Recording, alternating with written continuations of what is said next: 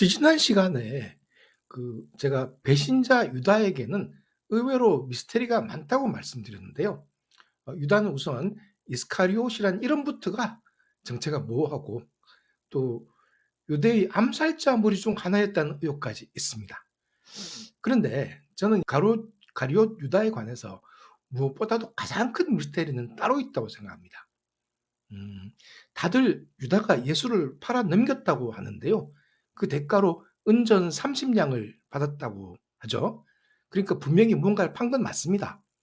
그런데 좀 더 구체적으로 따져보면은 실은 의외로 예수를 어떻게 팔았는지, 구체적으로 무엇을 팔았는지가 분명하지가 않습니다.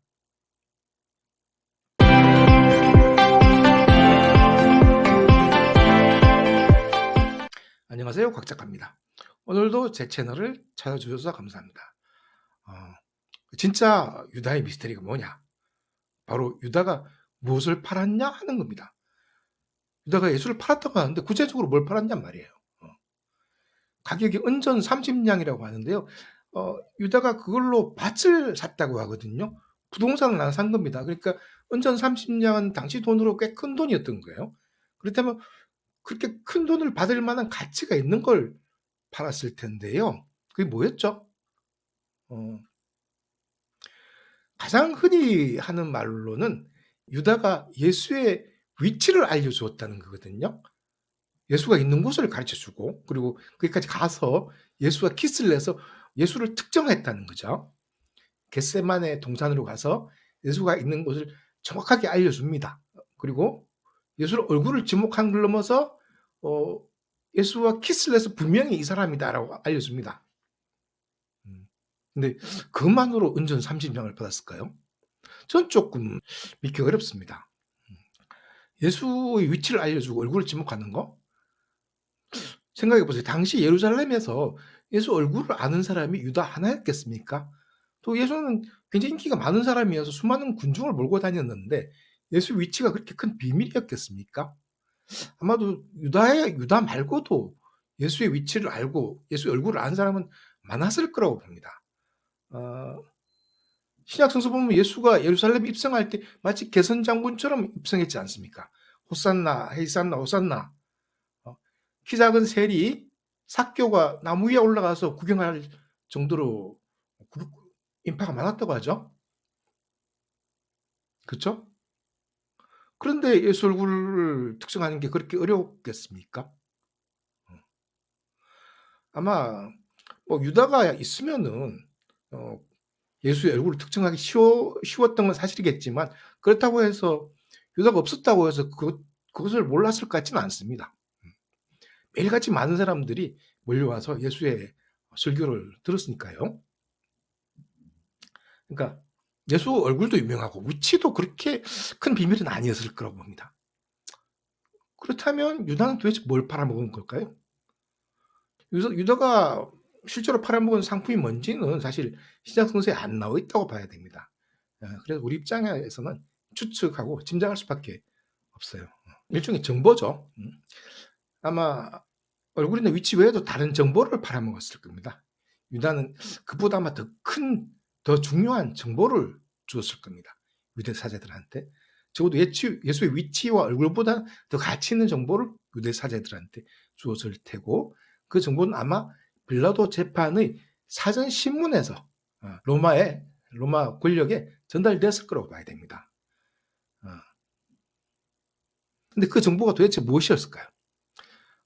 이걸 알아내기 위해서는 그 예수가 어떤 혐의로 재판을 받았는지 상기를 해야 됩니다.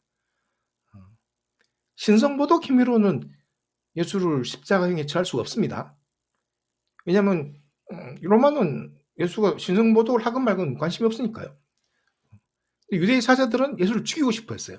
근데 앞선 컨텐츠에서 다뤘듯이 유대인 사제들은 예수를 투석형에 처하지 않고 로마의 법정으로 넘겼거든요.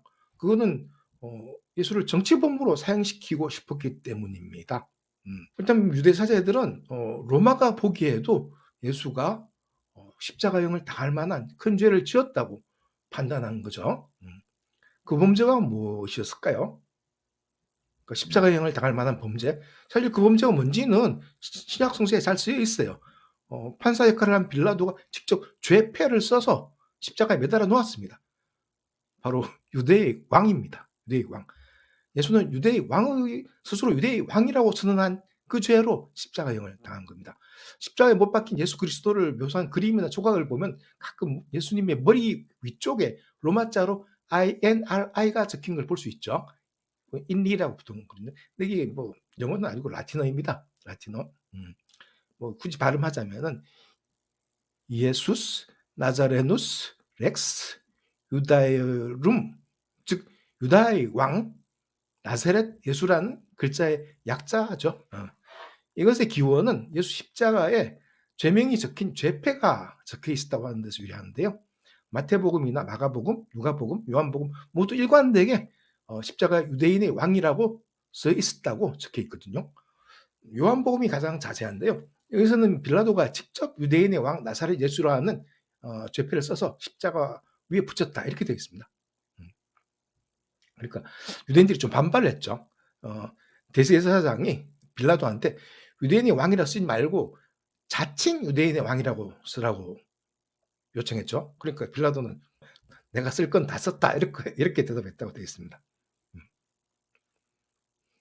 그렇습니다.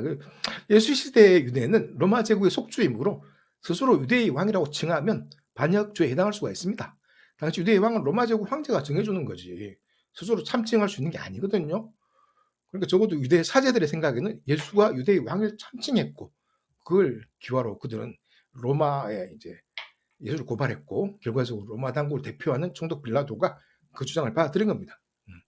그래서 도대체 유대 사제들은 무엇을 근거로 그런 고발을 했고 빌라도는 유죄 판결을 내린 걸까요? 무슨 증거가 있었던 걸까요? 증거가 있어야죠. 적어도 사람을 죽이는 일인데 아무 증거 없이 그냥 짐작만으로 죽을 수는 없습니다. 저는 아마도 유다가 그 증거 혹은 증언을 제공한 게 아닌가 하고 추정합니다. 저도 그 정도는 해야 은전 30냥, 즉 밭을 하나 살 수 있을 만큼의 돈을 사례금으로 받을 수 있지 않았을까 싶어요. 참고로 신약 성서를 아무리 뒤져봐도 빌라도 재판 이전에 예수가 스스로 유대의 왕이라고 대중들 앞에서 주장하거나 인정하는 장면은 없습니다. 유대인들 대중을 군중을 앞에 두고 일반인을 앞에 두고 그런 말을 한 건 아니라고 봐야 됩니다. 그러니까 유대 사제들이 그 일반 유대인들한테 예수가 유대 왕이라고 말했다는 증거를 받아오긴 어려웠다고 봐야죠. 오히려 예수는 반대로 말을 한 적은 있어요. 가이사의 것은 가이사에게. 그죠? 가이사, 케사르.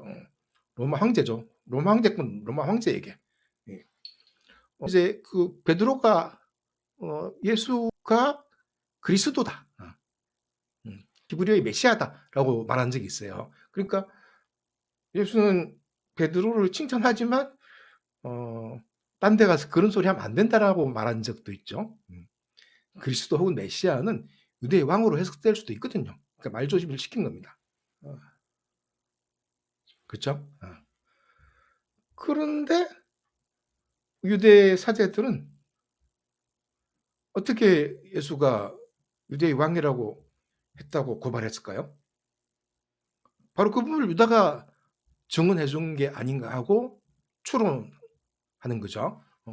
그 예수는 이제 일반인들한테 한 얘기와 예수의 제자들한테 한 얘기가 조금 달랐다고 하거든요. 실제로 복음서에도 보면 그런 장면이 나옵니다. 예수의 제자들한테는 좀 다른 얘기를 하는 장면이 나와요. 마태복음과 누가복음을 보세요. 마태복음 19장입니다. 그때 베드로가 예수님께 우리는 모든 것을 버리고 주님을 따랐으니 무엇을 받겠습니까? 하고 묻자 예수님은 이렇게 대답하셨다. 내가 분명히 말한다. 새 시대가 되어 내가 나의 영광스러운 보좌에 앉을 때 너희도 12보좌에 앉아 이스라엘의 12지파를 심판할 것이다. 그렇죠? 베드로가 우리가 뭘 받겠습니까? 그러니까 예수가 하는 말이 새 시대가 와서 내가 영광스러운 보좌에 앉을 때 너희들도 12보좌에 앉아서 이스라엘 12지파들 심판할 것이다. 뭡니까?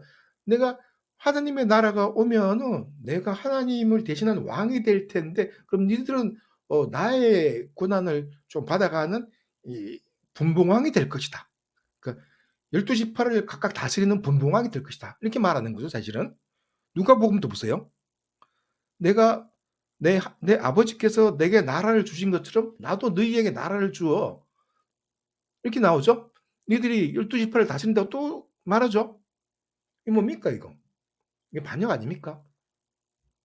아마도 예수는 지상에서 뭐 혁명을 하겠다는 사람은 아니지만은 머지않아 천지개벽, 그러니까 머지않아 천지개벽이 일어나서 하나님의 나라가 이 유대 땅에 다시 일어난다고 생각하는 사람이거든요. 그죠?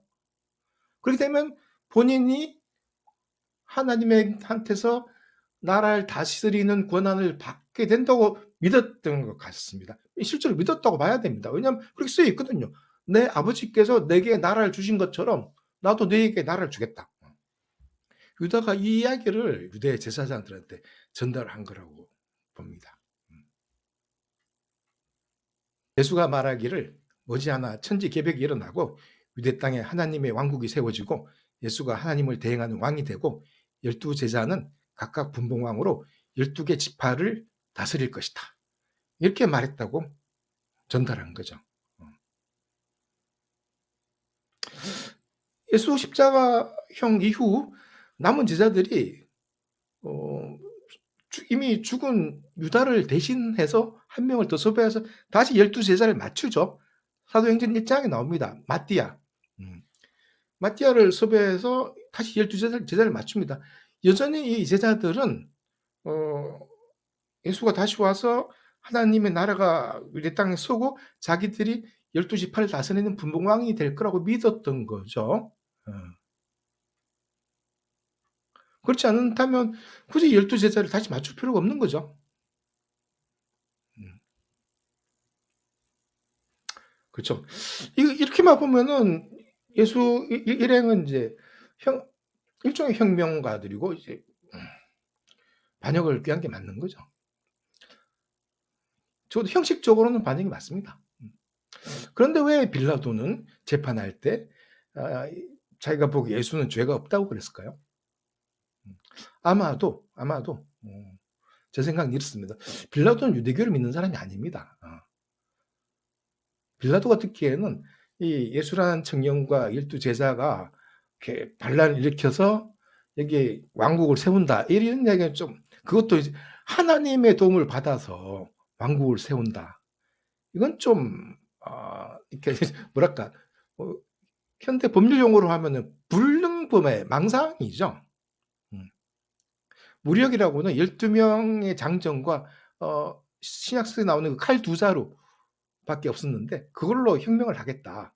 그것도 하나님의 도움을 받아서 하나님의 나라를 세우고 그 하나님으로부터 나라를 받아 가지고 각각 제자들한테 나눠 주겠다. 이거는 망상입니다. 이거는 인제 어 반란범이나 혁명가라기보다는 그러니까 시쳇말로 미친놈인 거죠. 따라서 빌라도가 보기에는 이 예수라는 청년이 죄가 없고 좀 정신이 이상할 뿐이다. 이렇게 생각한 거죠. 유대의 신이라는 야훼가 천사들을 데리고 와서 이 세상을 뒤엎는다. 이건 아니다 이거죠. 하지만 유대 사제들 입장은 다릅니다. 아, 이게 잠깐 이 당시 유대의 권력 구조를 잠깐 보죠. 기본적으로 이중 권력 구조입니다. 첫째, 로마가 지배하는 곳이긴 한데 평소에는 유대 그기 사제단이 신정 일치제로 나라를 운영하는 겁니다. 근데 중요한 결정은 로마가 내리지만 보통 결정은 다 이제 유대 사제들이 내리는 거죠. 그 이중 권력 체제죠. 근데 로마는 가능하면 유대에 비해서는 합리적으로 정치를 실행하는 곳입니다. 근데 유대는 일종의 신정 일치 체제입니다. 그래서 로마의 권력과 유대의 권력은 이 체제도 다르고 사고방식도 다릅니다.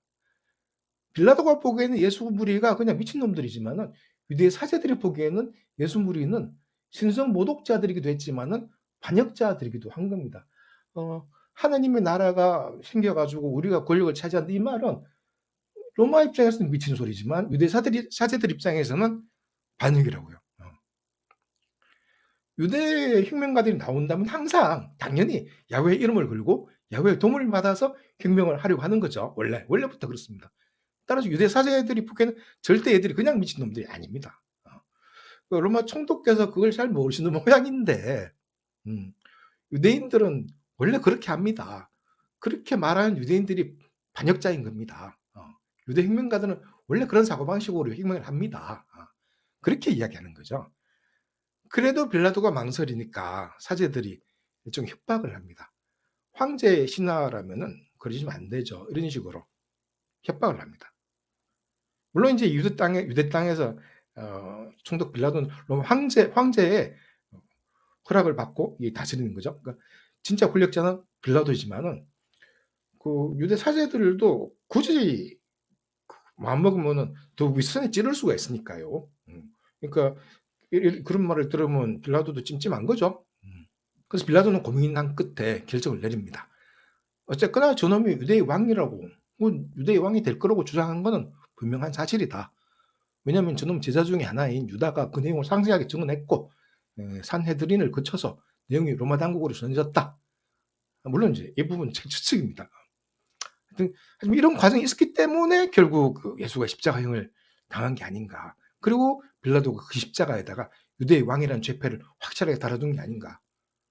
여기 정식 재판이기 때문에 죄명을 확실하게 해야 되거든요. 그리고 내부 고발자인 유다는 이 같은 내용의 증언을 대가로 은전 30냥이라는 큰 돈을 받았던 게 아닌가 이렇게 추측합니다. 오늘은 여기까지입니다. 감사합니다.